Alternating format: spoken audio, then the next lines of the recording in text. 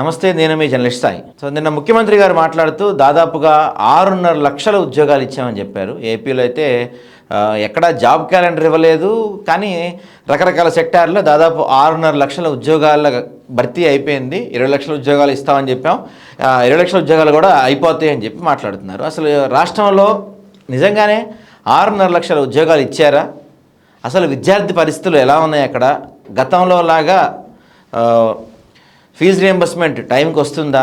ఇలాంటి అంశాలన్నీ కూడా మాట్లాడదాం. సో మనతో ఆకాష్ ఉన్నారు, పల్నాడు జిల్లా విద్యార్థి సంఘ నాయకులు. ఆకాష్తో మాట్లాడదాం. హాయ్ అండి, ఆకాష్ గారు ఎలా ఉన్నారు? నమస్తే అండి, ఫైన్ అండి. మీరు ఎలా ఉన్నారు? ఫైన్. సో నిన్న ముఖ్యమంత్రి గారు చెప్తూ దాదాపుగా 6.5 లక్షల ఉద్యోగాలు భర్తీ అయిపోయింది అని చెప్తున్నారు. ఇంతవరకు చూసుకుంటే ఈ 21 నెలల్లో ఒక్క జాబ్ క్యాలెండర్ కూడా రాలేదు, రాకుండానే 6.5 లక్షల ఉద్యోగాలు భర్తీ అయిపోయినాయి అని చెప్తున్నారు. నిజంగానే 6.5 లక్షల ఉద్యోగాలు భర్తీ అయినాయి ఏపీలో?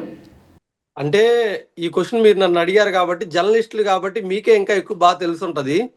చంద్రబాబు నాయుడు గారు చెప్పే అబద్ధాలకే అడ్డు అదుపు ఉండదని చెప్పి కూడా మీ జర్నలిస్టులందరికీ కూడా తెలుసు.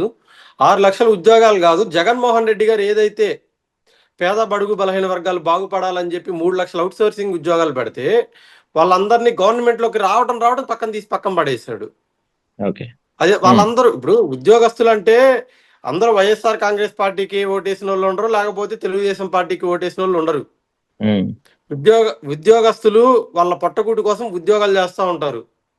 అట్లాంటి 3 లక్షల ఉద్యోగాలు తీసేసిన ఆయన 6 లక్షల ఉద్యోగాలు ఇచ్చారంటే మీరు ఎలా నమ్మారని చెప్పి మిమ్మల్ని నేను ఎదురు ప్రశ్న చేయాల్సి వస్తా ఉంది. ఇంకపోతే వాలంటీర్ ఉద్యోగాలుకి 10,000 వేతనం పెంచుతా అని చెప్పి అన్నారు. వాటి ఊసే లేదు ఇప్పుడు దాకా. మీరు ఇంకా చూస్తా ఉంటే ఆంధ్ర రాష్ట్రంలో ఇప్పుడు దాకా జరిగినటువంటి పాలనలో 3 లక్షల కోట్లు సుమారు అప్పు తేవడం జరిగింది. ఆ 3 లక్షల కోట్లు ఎవరికి ఇచ్చారని చెప్పి మేము ప్రశ్నిస్తా ఉన్నాం ఈరోజు కూటమి ప్రభుత్వాన్ని. దాంతోపాటు అంటే విద్యార్థులకి రావాల్సిన ఫీజు రియంబర్స్మెంట్ బకాయిలు చాలా పెద్ద ఎత్తున పెండింగ్ ఉన్నాయి. కాలేజీ వాళ్ళు కూడా సర్టిఫికెట్స్ ఇవ్వట్లేదు, చాలామంది జాబ్స్కి వాటికి కూడా ఇబ్బందులు ఎదురవుతున్నాయని ప్రధానంగా వినిపిస్తున్న సమస్య.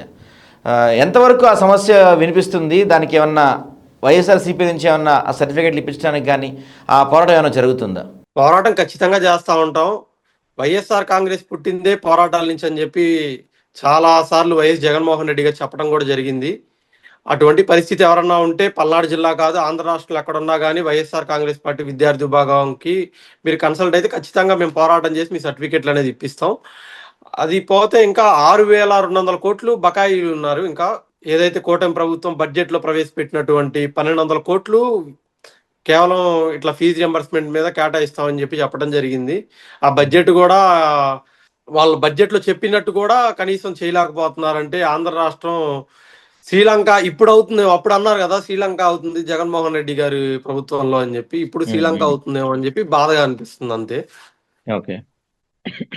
ఒక మాటలో అంటే 21 నెలల ఈ కూటమి ప్రభుత్వాన్ని చూశారు, 5 సంవత్సరాలు జగన్మోహన్ రెడ్డి ప్రభుత్వాన్ని చూశారు. రెండింటికి కంపేర్ చేయాలంటే ఒక మాటలో ఏం చెప్తారు మీరు? మీరు కోవిడ్ లాంటి గడ్డు పరిస్థితుల్లో కూడా వైఎస్ జగన్మోహన్ రెడ్డి గారు పథకాలు ఎక్కడ ఆపలేదు. మీరు చూసుకుంటే అమ్మ ఒడి కింద కానీ, లేకపోతే విద్యా దీవెన కానీ, వసతి దీవెన కానీ ఏ ఒక్క పథకం కూడా వైఎస్ జగన్మోహన్ రెడ్డి గారి ప్రభుత్వంలో కోవిడ్ లాంటి గడ్డు కాలంలో కూడా ఎన్నో రాష్ట్రాలు చేతులెత్తేసినాయి. ఈ కోవిడ్ టైంలో మేమేం చేయలేము అని ఇంటింటికి వాలంటీర్లని పంపించి మరీ ప్రతి ఒక్కరికి పథకాలు అందించినటువంటి మహానేత ఎవరన్నా ఉన్నారంటే జగన్మోహన్ రెడ్డి గారని ఇప్పటికి కూడా మేము గర్వంగా చెప్పుకుంటున్నాం. ఇంకా 3 ఏళ్ళు కష్టపడుతున్నాం, ఇంకా 3 ఏళ్ళు ఉందనుకుంటా. ఈ 3 ఏళ్ళు కూడా జగన్మోహన్ రెడ్డి గారి కోసం ఎందుకు కష్టపడాల్సి వస్తుంది అని చెప్పి జనాలు అడుగుతూ ఉంటారు. ఏంట్రా వీళ్ళు ఇంకా ఓడిపోయినా కూడా జగన్ అని తిరుగుతా ఉన్నా అంటే ఆయన మంచి చేసి ఓడిపోయాడు కాబట్టి ఆ గర్వంతో తిరుగుతున్నాం మేము. ఇప్పటికి కూడా ఎక్కడా ప్రజలకి ఏ లోటు చేయలేదని చెప్పి మేము కాలరెత్తి చెప్పుకోగలం. అందుకే మేము జగన్మోహన్ రెడ్డి గారు వెంట నడుస్తూ ఉన్నాం. ఓకే. ఇప్పుడు సూపర్ 6 హామీల్లో దాదాపుగా అన్నీ అయిపోయినాయి, అన్నీ అమలు అయిపోయినాయి అని చెప్తున్నారు. కానీ రాష్ట్రంలో చూస్తే సూపర్ 6లో ఫ్రీ బస్ తప్ప ఇంకేది వచ్చినట్టుగా కనపడతలేదు. సూపర్ 6లో ఎన్ని అమలై ఉంటాయి? మీకు వాటి గురించి అవగాహన ఉందా? ఎన్ని మీకు తెలిసింది దాంట్లో, అంటే ఎన్ని అమలయ్యాయి అనుకుంటున్నారు? అసలు ఏది ఎట్లా అంటే ఒక సినిమా ఉంటుంది అనమాట, పాత సినిమా. అందులో కోట శ్రీనివాసరావు గారు అక్కడ కోడిని తగిలిచ్చి అన్నం తింటా ఉంటారు. ఏది చికెన్తో అన్నం తింటున్నా అంటే పక్కన వాళ్ళు వచ్చి అడుగుతారు అనమాట, ఏది ఏంటంటే అదిగో చికెన్ కనపడుతుంది కదా తిన్నా, ఆ రీతిలోనే అమలైనలే గాని అక్కడక్కడ ఏదో నామ మాత్రం, అంతే. అంతకు మించి అయితే ఎక్కడ అమలు చేసినట్టయితే నాకైతే కనిపించలేదు. నేను ఓకే. కొంతమంది కూటమికి ఓటేసినటువంటి వృద్ధులు ఏదో జగన్మోహన్ రెడ్డి గారు చేశారు కదా దానికంటే ఎక్కువ చేస్తామని చెప్పి నమ్మి కొంతమంది ఓట్లేసిన వాళ్ళు ఉంటారు కదా, ఉమ్, ఉమ్, ఇంటి దగ్గర వాళ్ళు లేకపోతే ఎక్కడ ఒక చోట ఏదైనా ఊరు వెళ్ళినప్పుడు వాళ్ళు చెప్తా ఉంటారు కదా, ఉమ్. అయ్యా మేము చాలా తప్పు చేశాము, జగన్మోహన్ రెడ్డి లాంటి నాయకుడిని కోల్పోయామన్నాయి, వాళ్ళ మనోవేదనకు గురవుతున్న వాళ్ళు ఎంతో మంది. అది మీ యొక్క జర్నలిస్టులు కూడా ఒకసారి మీరు రివ్యూలకి వెళ్ళొచ్చు, జనాల్లోకి ఒకసారి వెళ్ళి మీరు తెలుసుకుంటే మంచిదని చెప్పి నా అభిప్రాయం. Right, right. ఇప్పుడు దాంతోపాటుగా అంటే ఈ 21 నెలలు అవుతుంది కూటమి ప్రభుత్వం వచ్చిన తర్వాత. సో 21 నెలల కూటమి ప్రభుత్వంలో వైఎస్ఆర్సీపీ నాయకులపై కావచ్చు, కార్యకర్తలపై కావచ్చు, పెద్ద ఎత్తున దాడులు జరుగుతున్నాయి. మీరు సోషల్ మీడియా విభాగంలో ఉన్నారు. సో సోషల్ మీడియా పైన ఎలాంటి రెస్ట్రిక్షన్స్ పెట్టారు? ఎలా ఉంది పరిస్థితి అక్కడ? సోషల్ మీడియా వీళ్ళ మీద పెట్టారు. మొన్నటికి మొన్న గురజాల నియోజకవర్గం పిడుగురాళ్ళు అనుకుంటా, ఏదో చిన్న మనస్పర్ధల వల్ల ఏదో సంథింగ్ ఏదో చిన్న గొడవ జరగడం జరిగింది. దానికి రోడ్ షో కొట్టి మరి రోడ్ షో చేయించడం జరిగింది ఇక్కడ దాచేపల్లిలో, సంథింగ్ గురజాల మా పల్నాడు జిల్లాలో జరిగింది అది. నేను వాళ్ళని ప్రశ్నిస్తా ఉంది ఏంటంటే, ఇదే పల్నాడు జిల్లాలో రషీద్ని అతి కిరాతకంగా చంపడం జరిగింది, వాళ్ళని ఎందుకు రోడ్ షో చేయలేదు, ఓకే. రోడ్ షో ఎందుకు చేయలేదని చెప్పి మేము ప్రశ్నిస్తా ఉన్నాం. ఇంకా చాలా కిరాతకాలు చేశారు. అంబటి రాంబాబు గారు వాళ్ళ ఇంటి మీద పడి మీరు చూస్తే మొన్న ఆయన మాజీ మంత్రి, ఆయన ఎంతో సీనియర్ నాయకులు, సరే ఏదో మాట తిరస్కారం వల్ల ఏదో చిన్న మిస్అండర్స్టాండింగ్ వల్ల జరిగింది, ఆయన దానికి క్షమాపణ కూడా చెప్పడం జరిగింది. ఓకే. అంటే వైఎస్ జగన్మోహన్ రెడ్డి గారిని ఆ టైంలో ఎన్నో మాట్లాడినటువంటి కూటమి ప్రభుత్వం నాయకుల మీద కూడా మేమే అలా ఇళ్ల మీద పడి కొట్టుంటే వాళ్ళు ఉపేక్షించే వాళ్ళ ఈ టైంలో. మీరు ఇప్పుడు సమయం మాది కాదు కదా అని చెప్పి అవధాన ఇళ్ల మీద ఆడవాళ్ళు ఉన్నారు పాపం, వాళ్ళ 2 కూతుర్లు ఉన్నారు పాపం ఇంట్లో, అలాంటి వాళ్ళని భయాందోళనకు గురి చేసే విధంగా సుమారు 8 గంటలు ఒక మాజీ మంత్రి, ఒక విఐపి అయినటువంటి రాంబాబు గారు వాళ్ళ ఇంటి మీద 8 గంటలు దాడి జరిగిందంటే ఇంకా సామాన్యుల పరిస్థితి ఎలా ఉంది? ఇది బీహారా లేకపోతే ఆంధ్రప్రదేశ్? అసలు నన్ను అడిగితే బీహార్ కంటే ఇక్కడే అరాచకం జరుగుతున్న సిచ్యువేషన్స్ కూడా చాలా ఉన్నాయి. ఓకే. సో గతంలో చూసుకుంటే ఓటమి పాలైన తర్వాత ఒక వైఎస్ఆర్సీపీ నాయకుడిని రోడ్డు మీద కొట్టి షర్ట్ లేకుండా అతన్ని లోకేష్ గారి బొమ్మకు దండం పెట్టించటం, ఇట్లాంటి సిచ్యువేషన్స్ చాలా చూసాం మనం. ఓకే. ఆంధ్రప్రదేశ్ లో మన చిలకలూరిపేటలో సోషల్ మీడియా వాళ్ళని కానీ, లేకపోతే లేడీస్ పెద్దిరెడ్డి సుధారాణి, లేకపోతే రాకేష్ గాంధీ, వీళ్ళందరినీ కూడా చాలా ఇబ్బంది పెట్టినటువంటి పరిస్థితి. నిన్న ఆయన చీరాల్లో ఏదో సంథింగ్ తిరుపతి లడ్డు వివాదంలో ఏదో జరిగింది కదా అని చెప్పి అది కవర్ చేసుకోవడానికి అని చెప్పి ఈ ఫోటోలు బయట పెట్టారని చెప్పి మన టిటిడి చైర్మన్ గారు అనడం జరిగింది.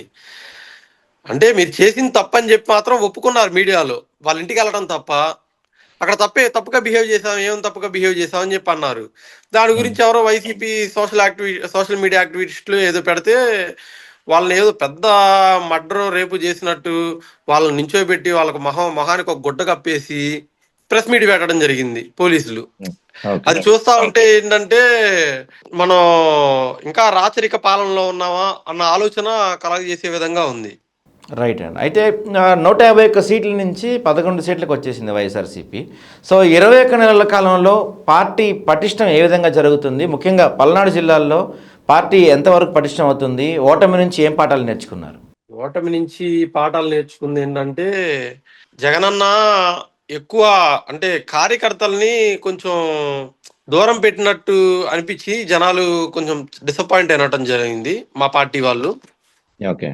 ఇక మీదట ఆ తప్పు జరగకుండా పునరావృతం కాకుండా చూసుకోవాలి కాబట్టి జగన్మోహన్ రెడ్డి గారు ఇప్పుడు వారంలో 3 సార్లు జనంతో మమేకం అవుతున్నారు, కార్యకర్తల కష్టాలు తెలుసుకుంటున్నారు, ఒక లీగల్ సెల్ పెట్టడం జరిగింది.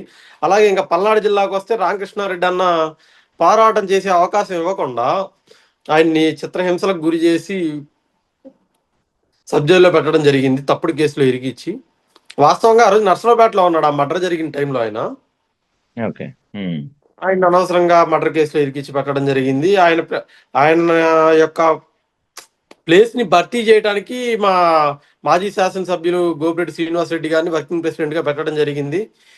పార్టీని క్షేత్ర స్థాయి నుంచి మేము పరిశీలించి ఎవరు కష్టపడుతున్నారు, ఎవరు నష్టపోయారనే వాళ్ళని ఒక నాయకులుగా తీర్చిదిద్దటంలో కీలక పాత్ర పోషిస్తున్నారు గోపిరెడ్డి శ్రీనివాస్ రెడ్డి గారు.